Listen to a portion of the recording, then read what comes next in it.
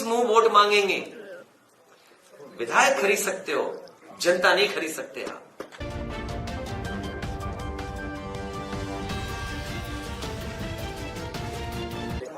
संकल्प लिया है कि पीडीए परिवार को बढ़ाने का काम हम लोग लगातार बूथ स्तर पर करेंगे।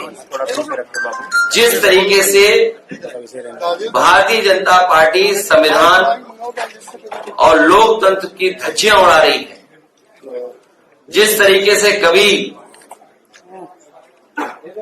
मंथन हुआ था, समुद्र मंथन, उसी तरीके से 2024 में संविधान मंथन होने जा रहा है। लड़ाई उनके बीच में है। एक तरफ तो वो लोग हैं, हम समाजवादी लोग, जो संविधान की रक्षा करना चाहते हैं, और दूसरी तरफ वो लोग हैं जो संविधान का भक्षक बन गए।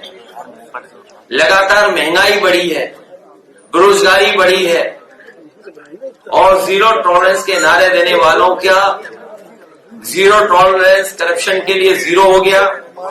Zero tolerance law and order में नारा देने वालों का लॉ एंड ऑर्डर जीरो हो गया।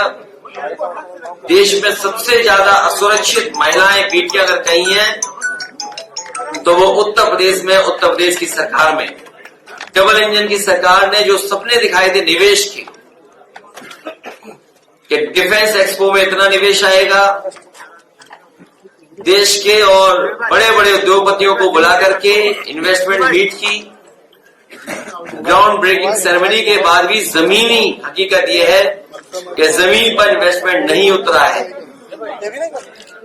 इस सरकार को हटाने के लिए हमारी पार्टी के सभी कार्यकर्ता, जिम्मेदार नेता तैयार हैं। आने वाले चुनाव में भारतीय जनता पार्टी का सफाया होगा। समाजवादी पार्टी हर संस्था का सहयोग करती है, और कोई पहली बार नहीं हुआ है, या पहली बार सीबीआई नहीं बुला रही है। याद करो, नेताजी और हमारे परिवार को कितने दिन सीबीआई के अंडर रहना पड़ा। अगर आप राजनीति कर रहे हो और पीडीए के लिए आप लड़ाई लड़ रहे हैं तो इन सब चीजों का सामना करना पड़ेगा। इसीलिए मैंने कहा कि भारतीय जनता पार्टी इस समय सबसे ज्यादा कमजोर है, सबसे ज्यादा कमजोर स्थिति में। 10 साल के बाद भी इतने घबराए हुए लोग। और मैं आपसे कह रहा हूं कि यूपी से आए थे, यूपी से ही जाएंगे बाहर। अगर 2014 में आए थे तो उत्तर प्रदेश की जनता 2024 में इन्हें बाहर कर देगी। क्या देश के लोगों की आंख थोड़ी बंद है? क्या देश के लोगों को नहीं दिखाई दे रहा कि आप चंडीगढ़ के चुनाव को जीतने के लिए बैलेट पेपर पे क्या वोट डलवाए आपने? वोट को खराब किसने किया? अगर बैलेट से वोट ना पड़े होते और सीसीटीवी कैमरा ना होता तो वो भारतीय जनता पार्टी की चोरी और वोट की डकैती पता नहीं लगती। जो वोट की लूट पता लगी है वो बैलेट पेपर की वजह से बची है। क्या देश की जनता नहीं देख रही है कि हिमाचल में एक मुख्यमंत्री को एफआईआर लिखानी पड़ रही है? क्या ये परिस्थितियां आपने कभी पहले देखी होंगी? तो ये जो चीजें आप देख रहे हो, समन आना चुनाव से पहले, ये भारतीय जनता पार्टी के प्रकोष्ठ की तरह काम करते हैं। और आपसे बेहतर कौन जानता है? आपके कई चैनल हैं जो बिक गए, इन्हें भी सीबीआई आई थी एक जमाने में। ये लीक करने का काम बीजेपी करती है। आपको अभी भी नहीं पता लगा लीक में 60 लाख बच्चों का भविष्य अंधकार में डाल दिया। और मैंने फिर बताता हूं गणित, 60 लाख बच्चे जिनको आपने नौकरी देने का वादा किया था, नौकरी नहीं दे रहे हैं, जिनका पेपर लीक हो गया है।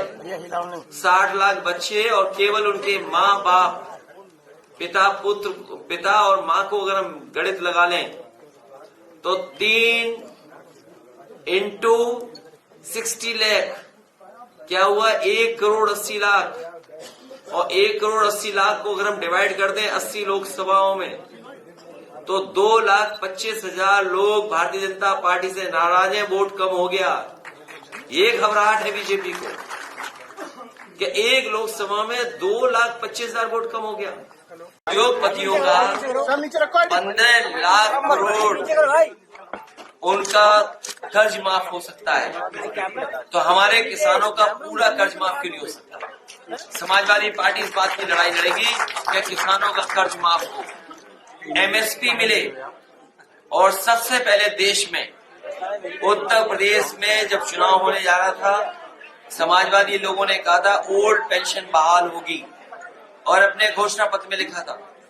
उसके बाद कांग्रेस पार्टी ने राजस्थान में ओल्ड पेंशन बहाल की, हिमाचल में इलेक्शन का मैनिफेस्टो में डाला और देश भर में आज ओल्ड पेंशन को लेकर के कर्मचारी पक्ष में, समाजवादी पार्टी इस पक्ष में कि उत्तर प्रदेश में बीजेपी को 80 हराओ और ओल्ड पेंशन अपनी पाओ।